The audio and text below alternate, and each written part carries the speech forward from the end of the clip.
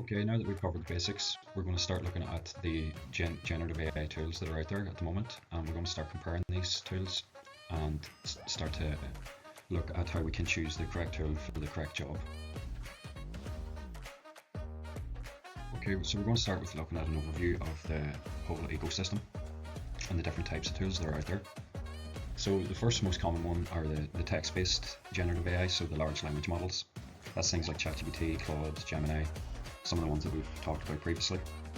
And these are good for general purpose conversations and some content creation. There's also image generation, so these are text to image models and basically just create artwork or pictures using text descriptions. And we have DALL-E, Midjourney, Stable Diffusion, so there's loads of different types of them that are out there.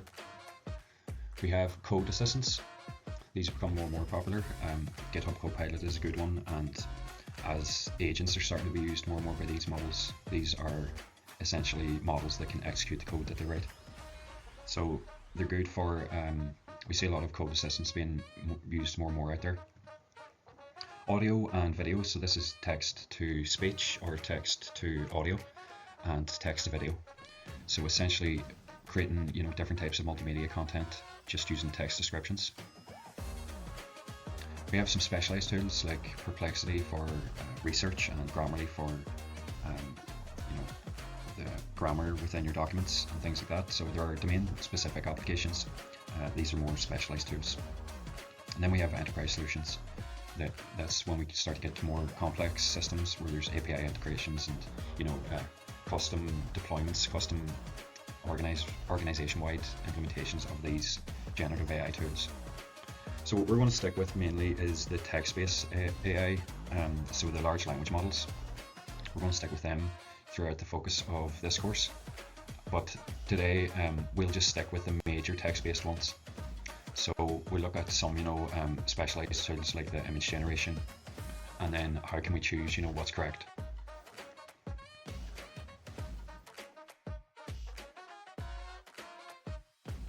So this table shows just at a glance as of March 2026 the kind of state of the main players in the market.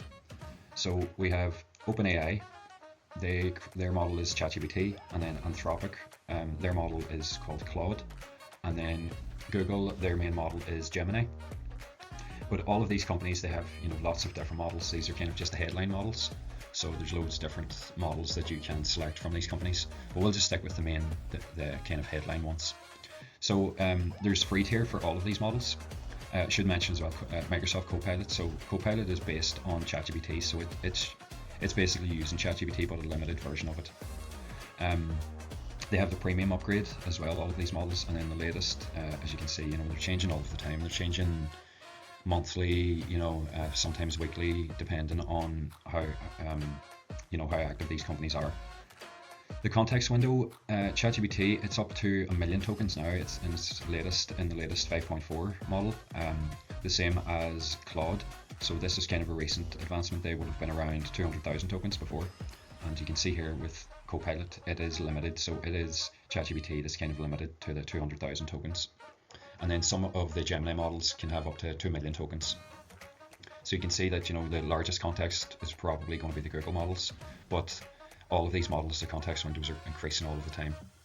Then there's image analysis, so most of them can analyze images. Image generation, most of them have them.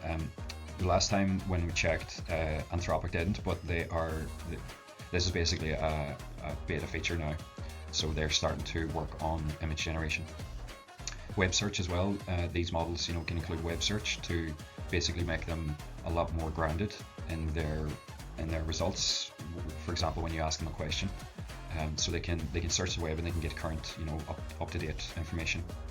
Then all of them have file upload, so you can upload documents and the model can analyze your documents. And then code execution, again, this is limited to whether you're paying or not, essentially.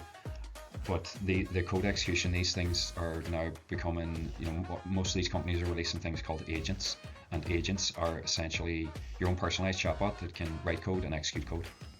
So these agents can perform actions, they can do things on your computer. So whether that's create a file or edit a file or whatever it may be, So the code execution is becoming more and more widespread as well. Most of these have mobile apps as well, and the best use case for ChatGPT would be the general use case, brainstorming, things like that. Then Claude would be good for long documents and writing. Gemini's used mainly for research and Google integrations, and then Copilot is really used, within the Microsoft ecosystem as well. So Microsoft integrations. They all have their key strengths, and when you start to compare these, when you start to do some actual field research and do some tests within these different tools, you can start to see yourself how the different models, their kind of tone of their answers, and their kind of the logic behind their thinking as well. So the more and more that you use these tools, the more you're going to see differences between them.